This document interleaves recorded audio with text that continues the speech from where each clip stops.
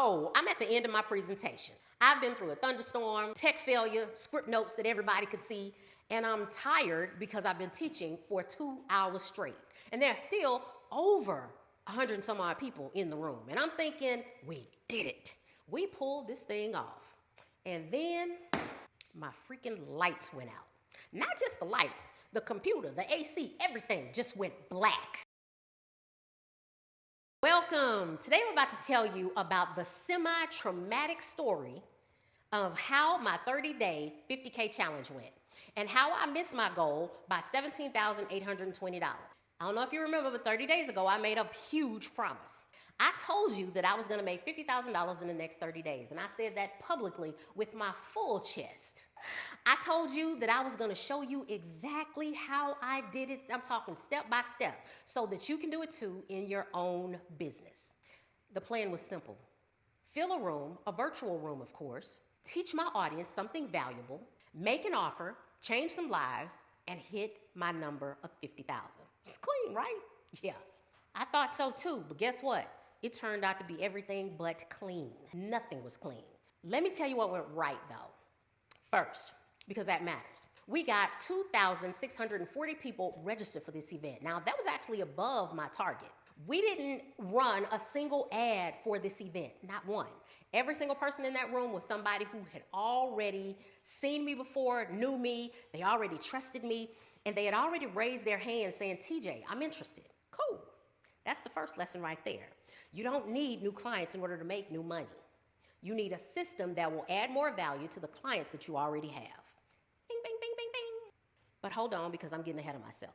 We'll talk about that in way more detail in episode 7, where I'm gonna show you exactly how we fill that room step by step. I'm talking the infrastructure, the systems, the whole setup.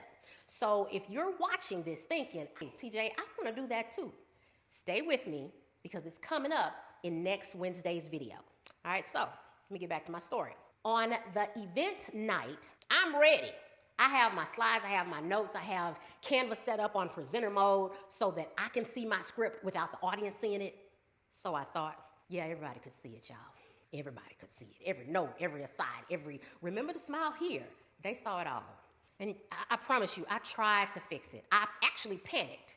I tried to fix it for the first 20 minutes of my presentation. I didn't know time was moving that fast. And then I said, okay, TJ, you have to make a choice.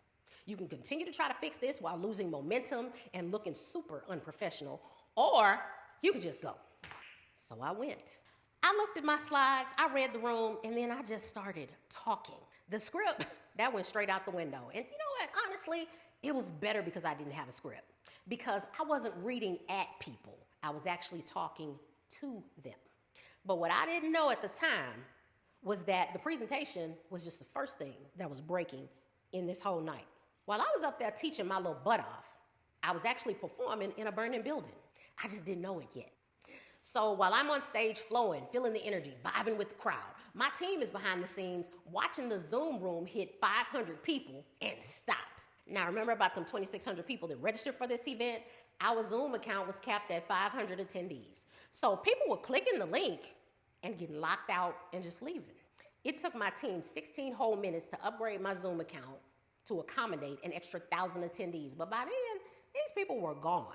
And on top of that, there was an issue with the text messages. We had set up automated messages to send out a text to each person who was registered. Now, these are crucial day of nudges that get people to actually show up in the room. Our SMS system was erroneously showing hundreds of delivery errors. So our provider saw it as a threat and shut our whole account down. So the remainder of these messages never went out, never fired. So yeah, all kinds of chaos was going on behind the scenes. Like, you remember that band in the movie Titanic? Do you remember how the ship was fully sinking, right? And they were just playing their instruments and singing, "Nearer, my God, to thee." I'm talking composed, focused, while chaos unfolded everywhere around them, y'all. That's how I felt. Looking back at this situation, that's exactly how I felt. I played my heart out while the ship was freaking sinking. Friend, we've been doing this for over 5 years, and this has never happened to me before. As soon as I get on this good camera and announce to the whole wide world, I'm about to make $50,000 in the next 30 days, All hell breaks loose. Now, let me show you the math, because this is where, it gets painful and then inspiring, but definitely painful at first. Our target show-up rate was 35%.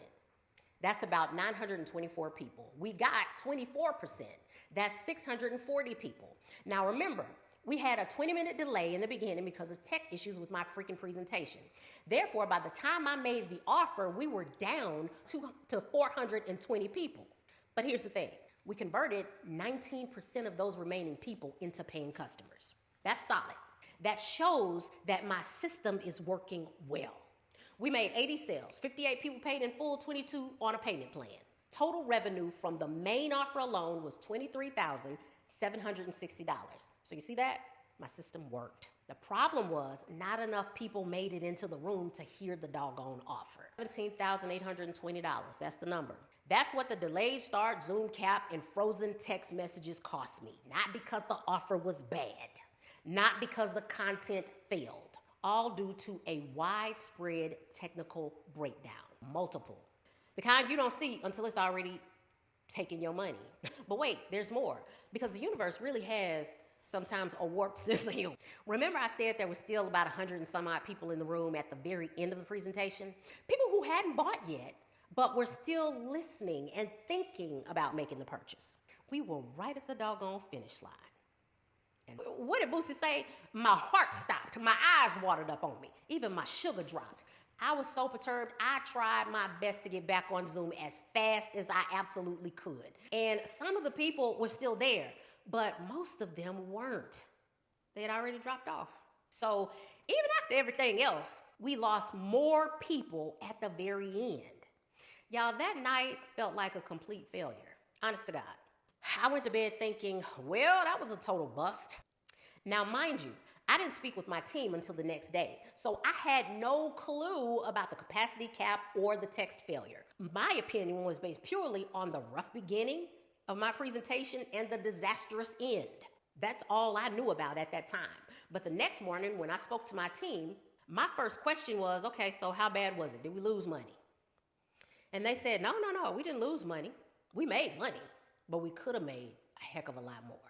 Then they showed me the full breakdown. I'm talking every number, every failure, the Zoom cap, the SMS freeze, the math on what we missed. And I looked at that $17,820 gap, and to be honest with you, I felt relieved. Relieved, not angry, not embarrassed, relieved.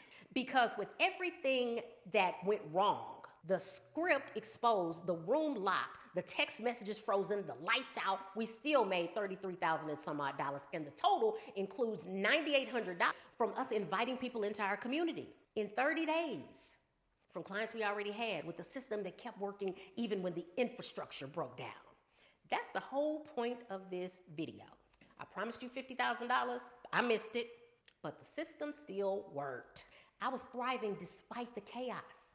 I didn't know I was teaching in a burning building. And maybe that's why I did so well in the actual presentation after I got started. But even knowing now what was falling apart behind me, we still won, in my opinion. Listen, you don't have to be perfect. Your tech doesn't have to be perfect. Your circumstances don't have to be perfect. You just have to get in the game, because you cannot win if you don't play. Now, I told you episode 7 is coming, and it is. I'm going to show you step by step how we built this event, what we sold, what we charged, the systems we used, how we filled the room without ads, everything. Because I want you to be able to do this exact same thing with the clients that you already have. But first, I want to hear from you in the comments. I want you to drop a comment and tell me, what'd you think about the story? Are you excited about episode 7? Did you feel inspired by this whole video? Did you ride this doggone roller coaster with me? The ups, the downs, the top, front to back, side to sides, the oh no moments? I want to know. And if you're sitting there now thinking about your own invisible infrastructure failure, the thing that's costing you money while you're busy performing, let me know what that is also in the comments below. Once you see it, you can fix it. And I promise you, those mistakes that we made will never happen again. My name is LaTanya S. Johnson. I'm the Income Engineer. Episode 7 is coming soon. Stay ready so you don't have to get ready. God bless.